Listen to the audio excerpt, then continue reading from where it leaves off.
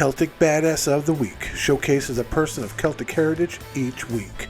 Those who exemplify the give no shit attitude and come out on top. They may come from our past or our present, but rest assured they come from all walks of life and legend. They are men, women, even old ladies and pirate queens. Now you don't have to be a muscled up Celt in a fur kilt swinging a mighty sword. You can just be a 4'11" Welsh woman and suffragette who knows jujitsu. Now most of these badasses are all too real, and while some of these are only legend, they're badass legends. The only prerequisite is Celtic blood and badassedness. This week's Celtic badass, Bernadette Devlin. This awesome civil rights leader, activist, and politician from Northern Ireland embodies the term Celtic badass. Bernadette Devlin looks innocent, but that's where the innocence stops. At age 21, Devlin was the youngest woman ever elected to British Parliament in 1969, and perhaps the most self-assertive too. She helped to form the student civil rights campaigning movement called People's Democracy, as well as the Irish Republican Socialist Party. She has been an unstoppable, unmovable, and unflappable voice of advocacy for women and minorities across Ireland. Devlin was the mastermind behind the Battle of the Bogside in 1969, in which the working-class community in Derry stood up against prejudice and oppression that resulted in 2 days of rioting stemmed from the escalating clash between nationalists and the RUC, which was acting as a buffer between loyalist marchers and the Catholic residents. Now in 71, while still unmarried, she gave birth to a daughter, Roisin, which cost her some political support, but she stayed involved. She was present during the Bloody Sunday Massacre on the 30th of January 1972, in which 13 Catholics were murdered by the British Army during a peaceful civil rights march. As a member of Parliament, she was denied the right to even speak about it in the British House of Commons. So, when the British Conservative Home Secretary, Reginald Malding, claimed that the violence committed by the Parachute Regiment on Bloody Sunday was only done in self-defense, Devlin got up and slapped that man right across his face. Oh my. She didn't say a word.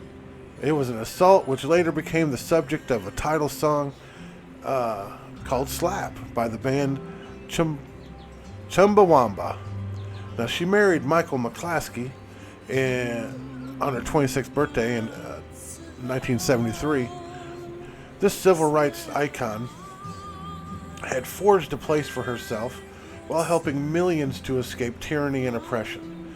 So much so that on the 16th of January 1981, Devlin and her husband were the victims of an attempted assassination. They were shot by members of the Ulster Freedom Fighters, which is just a cover for the Ulster Defence Association,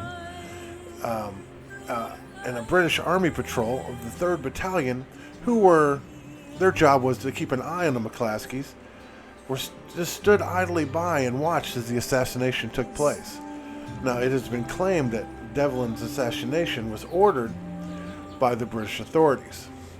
After the attack, the Army patrol entered the house and was waiting there for over half an hour.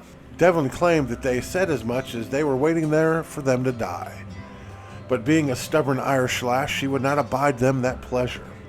Another group of soldiers then arrived, noticed that the telephone line had been ripped out of the wall, and no aid had been given. So the wounded couple were immediately given first aid, and a soldier ran to a neighbor's house, commandeered a car, and drove it to another home where he could telephone for help. The couple were taken by helicopter to a hospital near Dungannon for emergency treatment, and then on to another hospital in Belfast.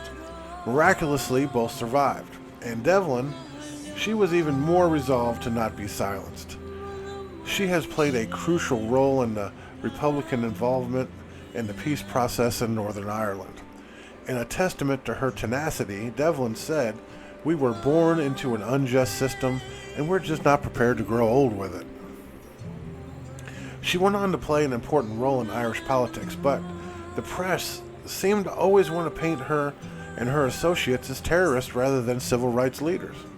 Even as late as 1994, just a year before the peace accords, while attending the funeral of a former Irish National Liberation Chief of Staff Dominic McGlinchey, she condemned the press coverage which had accused McGlinchey of drug dealing and criminality, and basically tried to make him out to be the worst of the worst, and said that the journalists responsible, that they were curs and dogs, and may every one of them rot in hell.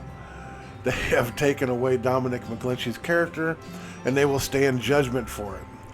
He was the finest Republican of them all. He never dishonored the cause he believed in. His war was with the armed soldiers, the police state, and the evilest coward of them all, the propagandist media. Wow, kind of rings true today, huh? Man, she's a badass. It is obvious that the Unionist Party is quite prepared to set Catholic against Protestant in this country, rather than give the reforms which would in fact mean that there would be an end to sectarianism.